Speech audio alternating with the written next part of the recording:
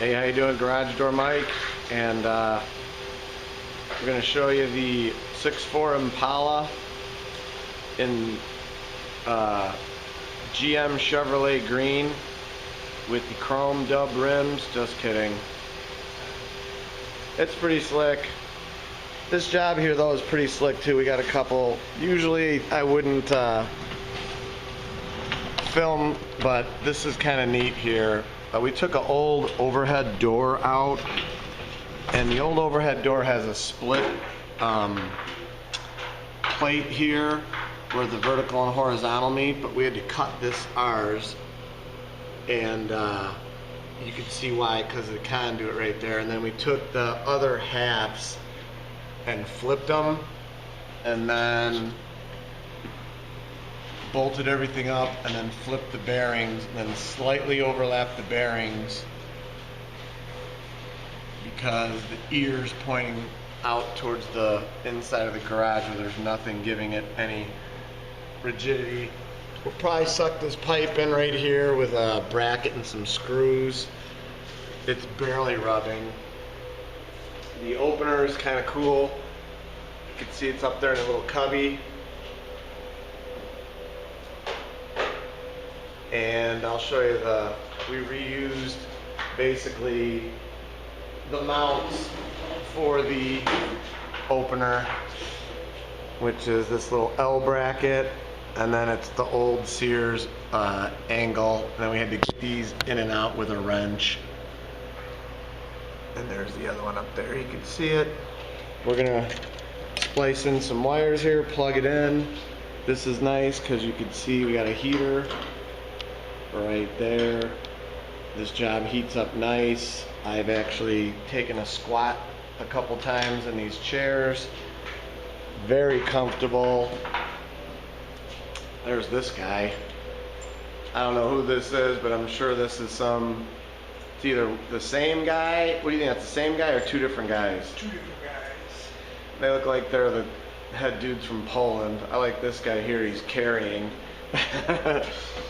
So he's not a mess. Looks like he's a cop or something, or in the army, I don't know.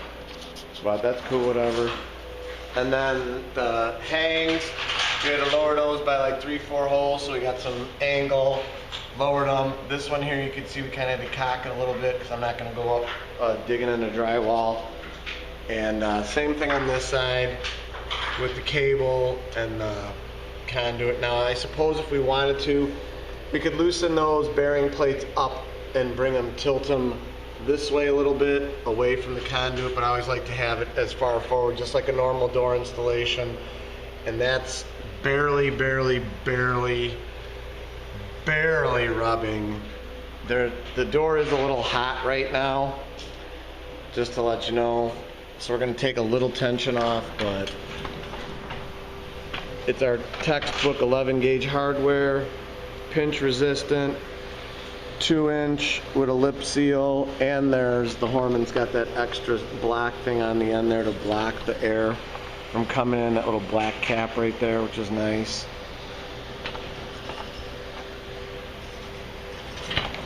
And this is a long panel.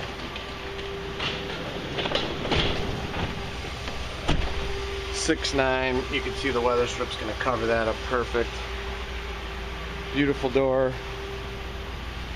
16 by 6'9", Horman, 3200, regular bottom rubber, 18-inch middle panel. We always put the 18-inch on the third section. That's the way we roll.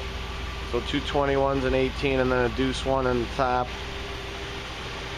Just the way we do it. Horman badge down there at the bottom.